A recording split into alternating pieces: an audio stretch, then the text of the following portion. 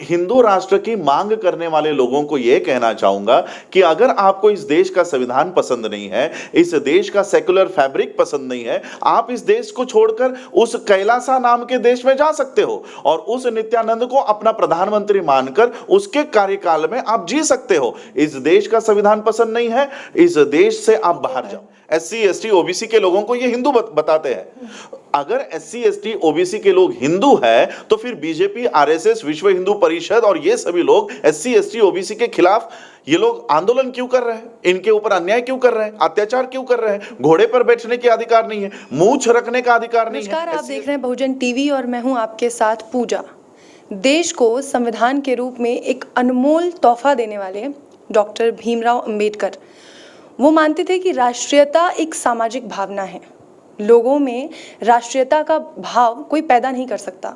वो उनमें एक साथ रहने, सामूहिक मेलजोल और एक समान इतिहास और समान, आप जब एक धरती को शेयर करते हैं, आप एक लैंड को शेयर करते हैं तो वो आपके अंदर अपने आप ही आ जाती है। लेकिन आज ये राष्ट्रीयता राजनीति का सबसे बड़ा हथियार बन गई है। आज अलग अलग राजनीतिक दल अपने अपने लिहाज से, अपनी अपनी सहूलियत के हिसाब से इस राष्ट्रीयता को इस्तेमाल कर रहे हैं। और इस वक्त इस मुद्दे पर, इस विषय पर बात करने के लिए मेरे साथ जो शख्सियत मौजूद हैं, वो उनसे बेहतर इस मामले को कोई समझ नहीं सकता और इस पर अपनी बात नहीं रख सकता, क्योंकि वो बाबा साहेब अम्बेडकर के वंशज हैं, राजरत्न अम्बेडकर साहब। सर, पहले तो आपका बहुत बहुत स्वागत है। Thank you. जय भीम। जय भीम।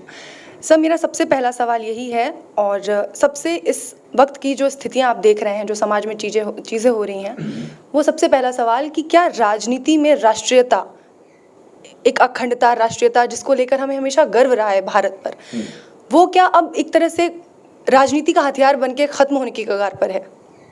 नहीं, देखिए, राजनीति में मैं तो 1952 से देखूंगा, जब इस देश की पहली इलेक्शन हुई, जो 2019 के इलेक्शंस तक के, राजनीति में राष्ट्रीयता का मुद्दा कभी होता ही नहीं है। इस देश में इलेक्शंस लड़ी जाती है धर्म के आधार पर, जाति के आधार पर। इंडियन रिप्रेजेंटेशन एक्ट खुद ये कहता है, जिसके तहत इलेक्शन कमीशन इस देश में इलेक्शंस गठित करता है, इलेक्शन कंडक्ट करता है। वो खुद एक्ट कहता है कि इस देश में कभी भी धर्म के आधार पर, जाति के आधार पर, भाषा के आधार पर, लिंग के आधार पर, भेदभाव पर कभी इलेक्शंस कंडक्ट नहीं किए जाएंगे। लेकिन इलेक्शन कमीशन खुद इस बात को देखता है, लेकिन फिर भी उसके ऊपर कोई कार्रवाई नहीं करता। बाबा साहब अम्बेडकर जी ने इसी विषय में एक बात कही थी कि हम पहले हिंदू हैं, हम पहले मुसलमान हैं, हम पहले क्रिश्चियन हैं, सिख है, बुद्धिस्ट है। ये भावना हमारे में नहीं होनी चाहिए। हमारे में भावना होनी चाहिए कि हम पहले इस देश के नागरिक है, इस देश के वासी है, भारतीय है। ये भावना हम में होनी चाहिए, और ये पहली नहीं, अंतिम भावना भी हमारी ये होनी चाहिए। आज इस देश में हम देख रहे हैं, जब से आरएसएस, बीजेपी ये इस देश के गवर्नमेंट पे काबिज हो चुके हैं, चाहे वो सुप्रीम कोर्ट हो, मीडिया हो, आपका प्रशासन हो, इस देश की संसद हो, राज्यसभा हो, हम ये देख रहे हैं कि इन्होंने इस देश के सेकुलर फैब्रिक को ख़त्म कर दिया है। और आज ये जो सब धर्म के आधार पर मांग हो रही है, आज योग क्या नाम है उसका, यतीन्द्र नाथ नाम का इनका जो बाबा है, वो खुले तौर पर ये बात कह रहा है कि देश में नया संसद बनने जा रहा है। तो जब नया संसद बन रहा है तो उसमें नया संविधान हो, और संविधान कौन सा हो? जो सनातन धर्म के ऊपर आधारित हो। जब इस देश का संविधान आपको सेकुलरिज्म सिखाता है, तब इस देश में कुछ लोग ऐसे हैं जो इस देश को सनातन धर्म पे चलाना चाहते हैं, हिंदू राष्ट्र की संकल्पना अस्तित्व में लाना चाहते हैं, उसकी बात खुले तौर पर करते हैं। इस देश में कानून है कि इस देश में अगर कोई एक संविधान पहले से ही लागू है तो आप नए संविधान की बात नहीं कर सकते, नए संविधान की मांग नहीं कर सकते। मैं आज आपके चैनल से इस देश में जिन जिन लोगों को हिंदू राष्ट्र की, जिनकी मांग है, नए संविधान की मांग है, मैं आपको उदाहरण के साथ बताना चाहता हूं। बलात्कार के घटना में नित्यानंद नाम का कोई इनका स्वामी था, जिसको जेल हुई, रिहा हुआ, अब वो देश से बाहर चला गया है और कैलासा नाम का कोई आइलैंड खरीदकर उसने वहां पर नया देश बना लिया है। तो मैं हिंदू राष्ट्र की मांग करने वाले लोगों को यह कहना चाहूंगा कि अगर आपको इस देश का संविधान पसंद नहीं है, इस देश का सेक्युलर फैब्रिक पसंद नहीं है, आप इस देश को छोड़कर उस कैलासा नाम के देश में जा सकते हो और उस नित्यानंद को अपना प्रधानमंत्री मानकर उसके कार्यकाल में आप जी सकते हो। इस देश का संविधान पसंद नहीं है, इस देश से आप बाहर जाओ। इस देश में रहने की जरूरत नहीं है। हिंदू राष्ट्र चाहिए, जाओ बाहर जाकर उस कैलासा को हिंदू राष्ट्र बनाकर वहां पर रहो। इस देश में रहने की जरूरत नहीं है। इस देश में अगर रहना है तो हिंदू हो, मुस्लिम हो, सिख हो, ईसाई हो, बुद्धिस्ट हो, हम सभी लोग 17,500 जाति के लोग यहां इस देश में रहते हैं।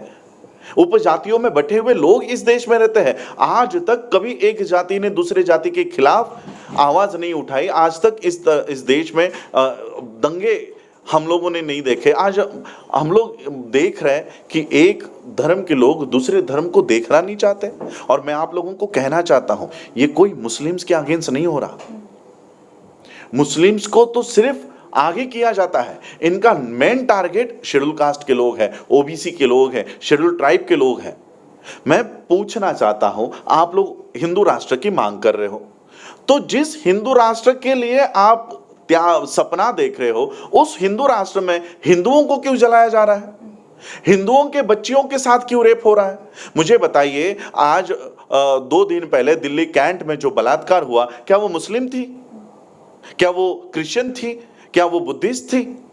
हिंदू राष्ट्र में हिंदुओं के ऊपर बलात्कार हो रहे हैं। हाथरस में हमने देखा, वो फैमिली हिंदू है।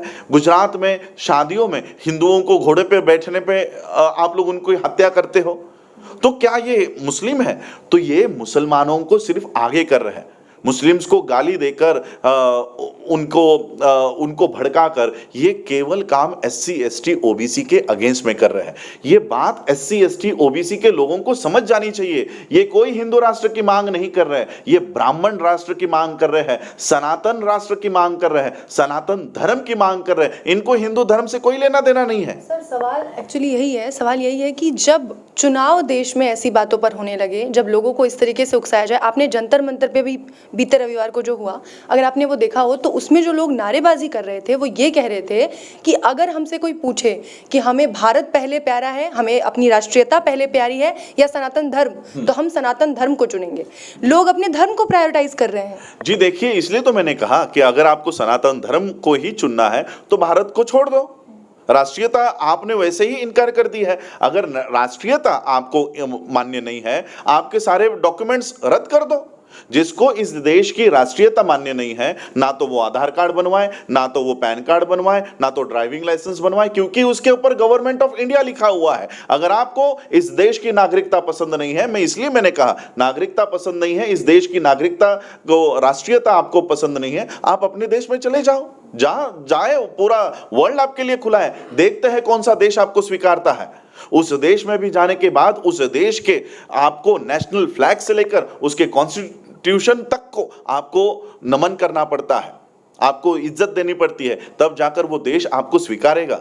मैं आपको पूछता हूं, आप भारत में रहकर ये बात कह सकते हो? अगर यही बात यूएस में रहकर कहकर दिखाओ, यूएई के गल्फ कंट्रीज के किसी भी देश में रहकर दिखाओ, वहां पर ही फांसी चढ़ाकर इन लोगों के खत्म कर दिया जाएगा इन लोगों को। आज भारत में भारत का संविधान आप लोगों को ये बोलने का भी अधिकार दे रहा है, फंडामेंटल राइट दे रहा है, इसलिए आप चाहो कुछ भी बोल सकते हो इस देश की। इसलिए मैं कह रहा हूं, इस देश की सुप्रीम कोर्ट इस तरह के बयान सुनने के बाद चुप है, इस देश की पार्लियामेंट इस तरह के बयान सुनने के बाद चुप है, इस देश का मीडिया चुप है। ये किस तरह का देश में हम प्रवेश करने जा रहे हैं? किस तरह की नेशनलिटी की भावना? यानी मोहन भागवत कहता है कि अगर इस देश में जो लोग रह रहे हैं वो सारे हिंदू हैं। नहीं, मोहन भागवत ने साथ में ये भी तो कहा था कि जो लोग कहते हैं कि हिंदुओं को पाकिस्तान चले जाना चाहिए, वो फिर हिंदू नहीं है, वो लोग गलत हैं, वो हिंदू हमारे वो लोग नहीं हैं। ये हिंदू होने का सर्टिफिकेट मोहन भागवत क्यों देगा? क्या मोहन भागवत हिंदू धर्म का फाउंडर है? क्या हिंदू धर्म के फाउंडेशन बीजेपी ने किया है, आरएसएस ने किया है? सुरक्षा का दावा करते हैं ना कि हिंदुओं की रक्षा हम करेंगे। हिंदू, उनका कहना है, लोगों के मन में उन्होंने ये चीज भर दी है कि हिंदू सुरक्षित नहीं है देश में। मैं तो ये कहना चाहूंगा कि इस देश में अगर हिंदुओं को किसी से खतरा है तो वो बीजेपी और आरएसएस से है। यही तो हिंदू धर्म के खिलाफ काम करने वाले लोग हैं। हिंदू कौन है? एससी एसटी ओबीसी के लोगों को ये हिंदू बताते हैं।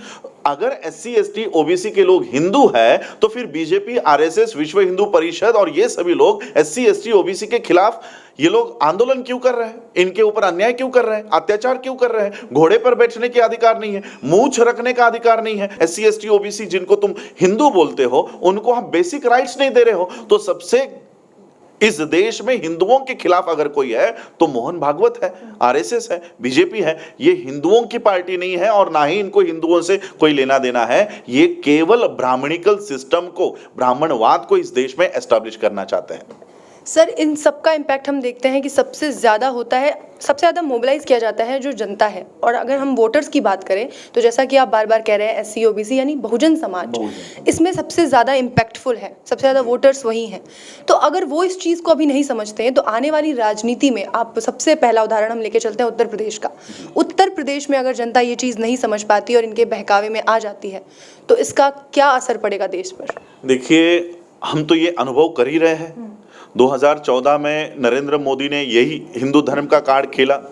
हिंदू धर्म का कार्ड खेलकर ही आज वो पीएम बने हैं। तो जो हम देख रहे हैं इनके कार्यकाल में, सारे पब्लिक सेक्टर बेचे गए। आरबीआई जो एक ऑटोनोमस बॉडी है, वहां से बीजेपी लोन उठा रही है, पैसे उठा रहे हैं। मालिया देश का पैसा लेकर भाग गया, अग्रवाल पैसा लेकर भाग गया। पूरे देश की तिजोरी को खाली कर रखा हुआ है। तो क्या हिंदू धर्म के कार्ड पर फिर से इनको सत्ता देने के बाद हम अपने ही देश को बर्बाद होते देखना चाहेंगे? इसलिए मैं ये कहना चाहूंगा, चाहे वो उत्तर प्रदेश की इलेक्शन हो, पंजाब की इलेक्शन हो या आने वाले समय में हरियाणा की इलेक्शन हो, हम लोगों को नेशनलिटी, आज देखो किसान जैसा, वो किसान भी मैं कहना चाहता हूं वो क्या सारे के सारे सिख नहीं है। ये उन किसानों को भी खालिस्तानी बता रहे हैं। यानी इस देश में हम एक नए कृषि के ओर बढ़ रहे हैं। एक नया फैसिज्म इस देश में लागू कर रहे हैं। अगर संविधान की बात करते हो, हक की बात करते हो, अधिकार की बात करते हो तो आप देशद्रोही हो। इस तरह के नॉर्म्स, इस तरह का माइंडसेट इस देश में बीजेपी ने क्रिएट किया है कि अगर मैं प्राइवेटाइजेशन के खिलाफ बात कर रहा हूं तो मैं हिंदू धर्म के खिलाफ बात कर रहा हूं। अगर मैं गुड़िया को न्याय दिलाने की बात कर रहा हूं तो मैं हिंदू धर्म के खिलाफ बात कर रहा हूं। इस तरह का माइंडसेट इन्होंने तैयार कर रखा है देश के लोगों का। आज पेट्रोल की कीमतें बढ़ने के बाद भी एक भी देश का व्यक्ति आवाज नहीं उठा रहा। इन्होंने किस तरह से गुलाम बना दिया है, इनके दिमाग कैप्चर कर दिए है। इसलिए आने वाले समय में एससी एसटी ओबीसी माइनॉरिटीज, चाहे वो क्रिश्चियन हो, मुस्लिम हो, सिख हो, बुद्धिस्ट हो, अगर आने वाले समय में अपने बच्चों को सुरक्षित रखना चाहते हैं, देखना चाहते हैं, नौकरियां, अभी न्यू एजुकेशन पॉलिसी इन्होंने बनाई है। न्यू एजुकेशन पॉलिसी में इन्होंने इस तरह की वर्ण व्यवस्था खड़ी कर दी है कि कारपेंटर का बच्चा कारपेंटर ही बनेगा। एक तरफ डुअल एजुकेशन सिस्टम ये शुरू कर रहे हैं, एक तरफ ये लोग कॉन्वेंट के बच्चों यानी बड़े बड़े ऑक्सफोर्ड, कैम्ब्रिज जैसे यूनिवर्सिटीज में सवर्णों के बच्चे पढ़ेंगे और हमारे बच्चे पढ़ेंगे म्यूनिसिपैलिटी के और गवर्नमेंट के स्कूलों में। वहां पर कारपेंटर का बच्चा कारपेंटर, प्लम्बर का बच्चा प्लम्बर, और एक तरफ सवर्णों के बच्चे आईएएस आईपीएस ऑफिसर बनाने का काम कर रहे हैं। तो हम लोगों को देखना है कि हिंदुत्व के आधार पर जहां कहीं पर भी इलेक्शंस हो या ये कार्ड खेला जाए, हम लोगों को राष्ट्रीय के मुद्दे सामने लाने होंगे। सर, हमें ये प्रिविलेज है, आप हैं, हम जैसे लोग हैं, हमने हिस्ट्री पढ़ी है, हमने चीज़ों को समझा है और आज जो माहौल है देश में हम उसे कनेक्ट कर पाते हैं कि अच्छा इतिहास में ऐसे ही किया गया था, इसी तरीके से लोग ऑटोक्रेसी की ओर बढ़ते हैं, इसी तरीके से लोग तानाशाह की ओर बढ़ते हैं। हम इन चीज़ों को एनालिसिस कर सकते हैं, समझ सकते हैं। पर जिन लोगों के पास ये शिक्षा नहीं है, ये हथियार नहीं है, जो संविधान में लिखी हुई चीज़ों को समझ नहीं सकते, वो सुनी सुनाई बातों पे काम करते हैं, उन तक हम ये संदेश कैसे पहुंचाएं, उन्हें उनके अधिकारों के लिए लड़ना कैसे सिखाएं? देखिए, अभी हमारे पास तो कोई मीडिया है नहीं। बहुजन मीडिया के अलावा हमारी जो बात मैं आज आपको कर रहा हूँ, ये बात कोई मेन स्ट्रीम मीडिया बताएगा नहीं, जिससे हमारे लोग प्रबुद्ध हो जाए, जिसके हम लोग ये बात कर रहे हैं लोगों तक पहुंचे। इसलिए जिस तरह से तथागत बुद्ध ने अपने विचारों को पूरे विश्व में फैलाया, हम उसी सिस्टम के ऊपर काम कर रहे हैं। आज देखिए उत्तर प्रदेश में हमने बहुजन मैत्री सम्मेलनों के माध्यम से SC ST OBC के लोगों को एक किया। अब मेरा सेकेंड फेज शुरू हो रहा है बहुजन मैत्री सम्मेलनों का। इसमें हमको मुस्लिम्स का भी साथ मिला। अब मुस्लिम भी हमारे साथ आ रहे हैं, क्रिश्चियंस आ रहे हैं, सिख आ रहे हैं, क्योंकि हम उनको बता रहे हैं कि संवैधानिक ये अधिकार आप लोगों के पास है और हम केवल इनके बहकाव में आ रहे हैं, बीजेपी के RSS के बहकाव में आकर अपने आप को जातियों में बांट रहे हैं। मैंने बहुजन मैत्री सम्मेलनों के माध्यम से देखा कि जो लोग SC ST या खुद को हिंदू बताते थे, बाबा साहब के संविधान को नहीं मानते थे, आज वो लोग हमारा स्वागत कर रहे हैं। वाल्मीकि समाज के लोग आज हमें अपने जो उनके मंदिर होते हैं वो सभा के लिए दे रहे हैं। संत कबीर आश्रम के लोग हमें खाना खिला रहे हैं। तो आज इन लोगों में मैत्री जब तक नहीं होगी तब तक हमारी संविधान की बात, विचारधारा की बात नहीं होगी। इसलिए अलग अलग जाति में बटे हुए हमारे लोग, उनको हम एक प्लेटफॉर्म पे ला रहे हैं। मुस्लिम्स हो, क्रिश्चियंस हो, सिख हो, बुद्धिस्ट हो, इन लोगों को एक प्लेटफॉर्म पे ला रहे हैं। यही बीजेपी नहीं चाहती है। बीजेपी चाहती है कि हम लोग अलग अलग जातियों में बटे रहें और अलग अलग जातियों को एक दूसरे से लड़वाती है। एक दूसरों के ऊपर घृणाबद्ध, ये क्रमबद्ध घृणा इन्होंने फैला रखी है। इसलिए हम लोग उसको तोड़ रहे हैं, जातियों को तोड़कर सबको एक होकर अपनी शिक्षा के लिए बात करने के लिए मजबूर कर रहे हैं। किसानों के आंदोलन को आज देखिए, किसानों के आंदोलन में SC ST OBC के लोग दिखाई नहीं देते। ऐसा लगता है कि ये सिर्फ सिखों का आंदोलन है या पंजाब के या हरियाणा के लोगों का आंदोलन है। आज हम लोग सभी लोगों को बता रहे हैं, महिला हो, विद्यार्थी हो, सभी लोग अपने अपने तरफ पर परेशान हैं, लेकिन सभी लोग अपनी अपनी लड़ाई अलग अलग लड़ रहे हैं। इसलिए सभी लोगों को एक करके ये लड़ाई हम लड़ेंगे। सर, देश में जो हालात इस वक्त हैं और ख़ास करके देश की राजधानी में जिस तरीके के नारे एक समुदाय विशेष को टारगेट करके लगाए गए कि जब ये लोग काटे जाएंगे राम राम चिल्लाएंगे और इस देश में रहना होगा तो राम, जय श्री राम कहना होगा। ऐसी स्थितियों को देखकर अगर जिस सपने के साथ बाबा साहिब अम्बेडकर ने संविधान लिखा, इस देश को देखा था उन्होंने जिस सपने के साथ, आज वो अगर यहाँ होते तो उनकी क्या दशा होती? देखिए, बाबा साहब ने तो ये धोखा बहुत पहले ही पहचान लिया था। इसलिए बाबा साहब ने संविधान देते समय कहा था कि ये संविधान तो उत्कृष्ट है, ये संविधान तो बहुत बढ़िया है, लेकिन जिनके हाथों में जा रहा है वो लोग अगर नालायक निकले तो संविधान किसी काम का नहीं होगा। आज मैं देख रहा हूँ बाबा साहब ने भारत का ही नहीं तो विश्व का सबसे महान संविधान इस देश का बनाया है। नेल्सन मंडेला जैसे लोग हो, ओबामा जैसे लोग हो, जो इस देश के नहीं विश्व के सबसे पावरफुल इंसान हैं, वो लोग बाबा साहब के संविधान की दुहाई देते हैं। लेकिन आज ये संविधान किन के हाथों में है? जो खुद तड़ीपार रह चुके हैं, जो खुद हत्याकांडों में शामिल रह चुके हैं, ऐसे लोगों के हाथों में बाबा साहब का संविधान है। अब सोचिए, क्या ये लोग बाबा साहब के संविधान पर इस देश को चला पाएंगे? और इसलिए ये इंडिकेटर्स है, हम लोगों को ये साइंस, ये जो सब चल रहा है ये पकड़ लेना चाहिए। इंडिकेटर्स है, किसान रास्तों पर है, नीट के कानून के लिए विद्यार्थी रास्तों पर है, महिलाओं के, बच्चियों के बलात्कार हो रहे हैं, महिला रास्तों पर है, पब्लिक सेक्टर के गवर्नमेंट एम्प्लॉयज, उनकी नौकरियां बंद हो रही है, सारे पब्लिक सेक्टर के लोग रास्तों पर है, नौकरियां खत्म हो गई है, प्राइवेट में भी नौकरियां नहीं है, सभी युवा रास्तों पर है।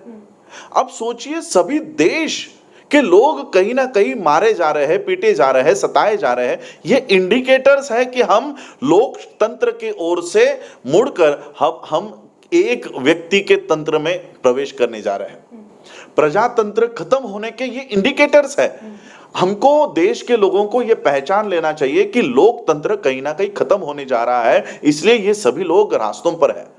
मैं कभी किसान आंदोलन को किसान आंदोलन के नजरिए से नहीं देखता, मैं ये देखता हूं कि ये लोग इस देश के लोकतंत्र को बचाने के लिए बैठे हैं, ये अपनी जमीनों को बचाने के लिए नहीं बैठे हैं। और इसलिए देखिए, कमला हैरिस का एक स्टेटमेंट था जब वो वाइस प्रेसिडेंट यूएस की बनी, तब उन्होंने अपने ओपनिंग स्पीच में कहा कि लोकतंत्र यानी डेमोक्रेसी ये गारंटीड नहीं है। किसी भी देश में अगर लोकतंत्र है तो वो हमेशा के लिए लोकतंत्र उस देश में रहेगा, ये इसकी कोई गारंटी नहीं है। इसलिए लोकतंत्र को अगर बचाना है तो लोकतंत्र के लिए लड़ने वाले लोग उस देश में होने चाहिए, लोकतंत्र के लिए खड़े होने वाले लोग चाहिए। आज मैं देख रहा हूं कि लोकतंत्र के पक्ष में खड़े होने वाले लोगों की संख्या घटती जा रही है। हम लोगों को हिंदू राष्ट्र चाहिए, हम लोगों को धर्म के आधार पर इस देश को एक धर्म में रंगना है, ऐसे लोगों को बढ़ाया जा रहा है। ऐसे लोगों में, क्योंकि इनके पास मीडिया है, एक रात में ये लोग आज तक चैनल पे, जी न्यूज पे दिन भर मुसलमानों के खिलाफ जहर उगलते रहते हैं। SC ST OBC के लोग सुनते हैं, उनको लगता है अगर इस देश को हिंदू राष्ट्र नहीं बनाया तो हमारी जमीनें चली जाएंगी, नौकरियां चली जाएंगी। तो इस तरह से इन्होंने पूरे देश भर में माहौल तैयार किया है। इसलिए चाहे वो इस देश का किसान हो, विद्यार्थी हो, महिला हो, युवा हो, बेरोजगार हो, हम लोगों को इनकी ताकत बढ़ानी होगी और लोकतंत्र को बचाने की मुहिम शुरू करनी होगी। यही एक तरीका है कि इस देश के सेक्युलर फैब्रिक को हम मजबूत कर सकते हैं।